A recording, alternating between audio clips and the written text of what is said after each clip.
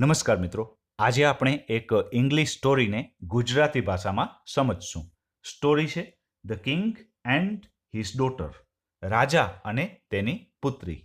King એટલે રાજા અને daughter એટલે પુત્રી. વાર્તાની શરૂઆત કરીએ. There was a king. એક રાજા હતો. કિંગ એટલે રાજા. The king had 2 sons and a daughter. રાજાને 2 પુત્રો અને એક પુત્રી હતી. સન એટલે પુત્ર અથવા દીકરો અને ડોટર એટલે દીકરી અથવા તો પુત્રી. The elder son loved to enjoy his life લેઝરલી.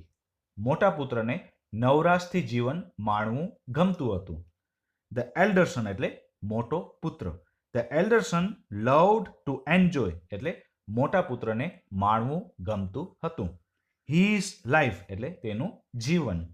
લેઝરલી એટલે આરામથી અથવા નવરાશથી. Most of the time he was busy in horse racing.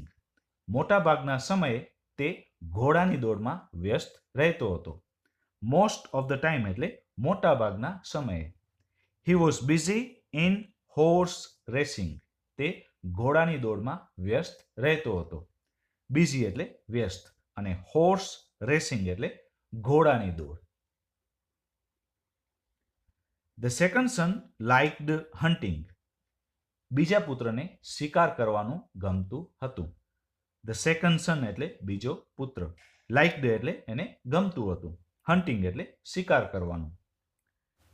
And spent good amount of time in the forest. અને ઘણો સમય તે જંગલમાં વિતાવતો હતો. Chasing the animals. પ્રાણીઓની પાછળ દોડીને. સ્પેન્ટ એટલે વિતાવતો અથવા પસાર કરતો. ગુડ અમાઉન્ટ ઓફ ટાઈમ એટલે ઘણો સમય. ઇન ધ ફોરેસ્ટ એટલે જંગલમાં. ચેસિંગ ધ એનિમલ્સ પ્રાણીઓનો પીછો કરીને. બીજો પુત્ર છે એને શિકાર કરવાનું ગમતું હતું અને તે જંગલમાં પ્રાણીઓનો પીછો કરી અને ઘણો સમય જંગલમાં વિતાવતો હતો.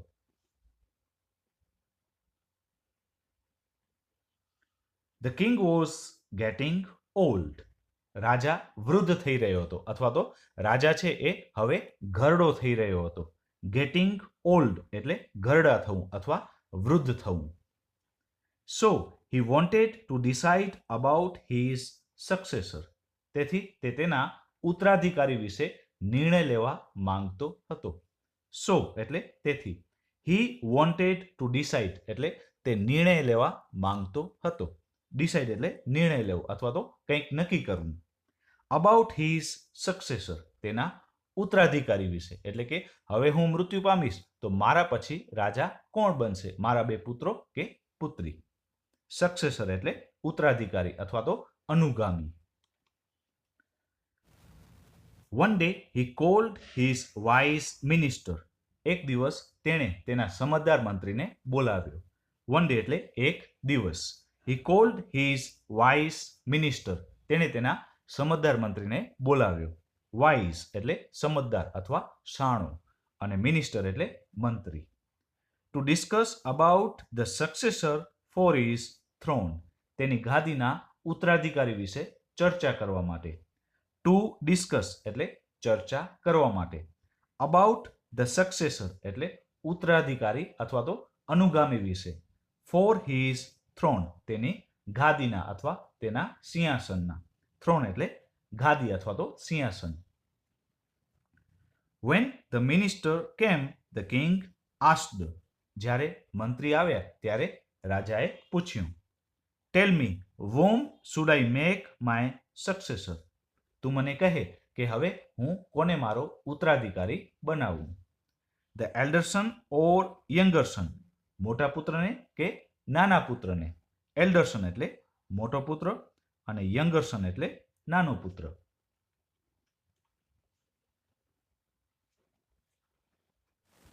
The minister thought for a while. મંત્રીએ થોડી વાર વિચાર કર્યો. એન્ડ ધેન રિપ્લાઇડ અને પછી જવાબ આપ્યો. The minister thought for a while એટલે મંત્રીએ થોડી વાર વિચાર કર્યો. થોટ એટલે વિચાર કર્યો. ફોર અ વાઇલ એટલે થોડી વાર માટે. એન્ડ ધેન અને પછી. ધેન એટલે પછી. રિપ્લાઇડ એટલે જવાબ આપ્યો. આઈ બેગ યોર પાર્ડન યોર માજેસ્ટી. મહારાજ, હું તમારી માફી માંગુ છું. આઈ બેગ યોર પાર્ડન એટલે હું તમારી માફી માંગુ છું. પાર્ડન એટલે માફી અથવા તો ક્ષમા. અને યોર માજેસ્ટી એટલે મહારાજ. None of your sons have the ability to become an able king. તમારા પુત્રોમાંથી કોઈ પણ સમર્થ રાજા બનવાની ક્ષમતા ધરાવતા નથી. None of your sons have the ability એટલે તમારા પુત્રોમાંથી કોઈ પણ ક્ષમતા ધરાવતા નથી. એબિલિટી એટલે ક્ષમતા અથવા તો શક્તિ. To become an able king એટલે સમર્થ રાજા બનવાની. એબલ એટલે સમર્થ અથવા તો યોગ્ય અથવા લાયક. A king should be concerned about the problems and the needs of his subjects. રાજાએ તેની પ્રજાની સમસ્યાઓ અને જરૂરિયાતો વિશે ચિંતિત હોવું જોઈએ. A king should be concerned એટલે રાજા છે એ ચિંતિત હોવું જોઈએ. કન્સર્ન એટલે ચિંતા અથવા તો ફિકર. કન્સર્ન્ડ એટલે ચિંતિત. About the problems and the needs of his subjects. તેની પ્રજાની સમસ્યાઓ અને જરૂરિયાતો વિશે.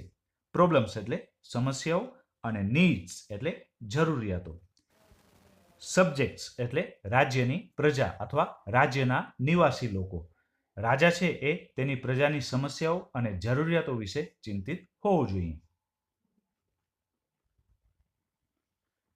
Unfortunately, both the princes have no time to look after the subjects of your kingdom. કમનસીબે બંને રાજકુમારો પાસે તમારા રાજ્યની પ્રજાની સંભાળ રાખવાનો સમય નથી, એવું મંત્રીએ રાજાને કહ્યું. Unfortunately એટલે કમનસીબે. Both the princes have no time. બંને રાજકુમારો પાસે સમય નથી. બોથ એટલે બંને. પ્રિન્સ એટલે રાજકુમાર અને પ્રિન્સીસ એટલે રાજકુમારો. હેવ નો ટાઈમ એટલે એની પાસે સમય નથી. To look after the subjects of your Kingdom. તમારા રાજ્યની પ્રજાની સંભાળ રાખવાનું. ટુ લુક આફ્ટર એટલે સંભાળ રાખવી અથવા તો દેખરેખ રાખવી. અને કિંગડમ એટલે રાજાનું રાજ્ય અથવા રાજાનું નગર. Your majesty, according to me, the princess suits best for this post. મહારાજ, મારા મતે રાજકુમારી આ હોદ્દા માટે સૌથી યોગ્ય છે. યોર માજેસ્ટી એટલે મહારાજ. according to me એટલે મારા મતે એટલે કે મંત્રીના મતે. The princess suits best for this post. રાજકુમારી આ હોદ્દા માટે સૌથી યોગ્ય છે.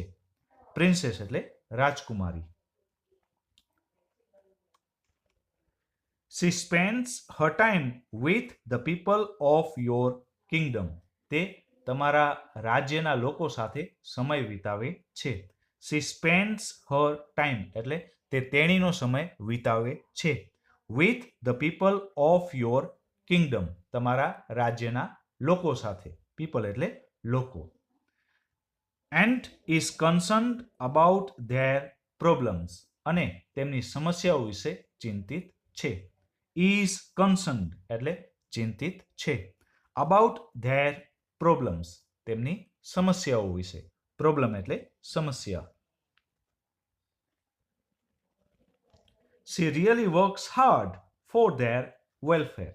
તે ખરેખર તેમના કલ્યાણ માટે સખત મહેનત કરે છે. She really works hard એટલે તે ખરેખર સખત મહેનત કરે છે. Really એટલે ખરેખર. For their welfare તેમના કલ્યાણ માટે. Welfare એટલે કલ્યાણ. People like their princess very much. લોકો તેમની રાજકુમારીને ખૂબ જ પસંદ કરે છે. According to me એટલે મારા મતે એટલે કે મંત્રીના મતે. The throne should go to a person like her. સિંહાસન તેના જેવી વ્યક્તિ પાસે જવું જોઈએ. Who is sensitive about the people's problems. જે લોકોની સમસ્યા પ્રત્યે સંવેદનશીલ હોય. The throne should go એટલે સિંહાસન જવું જોઈએ. To a person like her. તેના જેવી વ્યક્તિ પાસે. Who is sensitive જે સંવેદનશીલ હોય. સેન્સિટિવ એટલે સંવેદનશીલ. અબાઉટ ધ પીપલ્સ પ્રોબ્લેમ્સ એટલે લોકોની સમસ્યા પ્રત્યે અથવા લોકોની સમસ્યા વિશે. મારા મતે સિંહાસન તેના જેવી વ્યક્તિ પાસે જવું જોઈએ જે લોકોની સમસ્યા પ્રત્યે સંવેદનશીલ હોય. The king accepted the ministers advice. રાજાએ મંત્રીની સલાહ સ્વીકારી. એક્સેપ્ટ એટલે સ્વીકારવું અને એક્સેપ્ટેડ એટલે સ્વીકારી. એડવાઇસ એટલે સલાહ. And happily chose his able daughter as the future queen of his Kingdom. અને ખુશીથી તેની સક્ષમ પુત્રીને તેના રાજ્યની ભાવિ રાણી તરીકે પસંદ કરી. હેપીલી એટલે ખુશીથી. ચોઝ એટલે પસંદ કરી. હિઝ એબલ ડોટર તેની સક્ષમ પુત્રીને. As the future queen of his Kingdom તેના રાજ્યની ભાવિ રાણી તરીકે. ક્વીન એટલે રાણી. ફ્યુચર ક્વીન એટલે ભાવિ રાણી. અને કિંગડમ એટલે રાજાનું નગર અથવા તો રાજાનું રાજ્ય.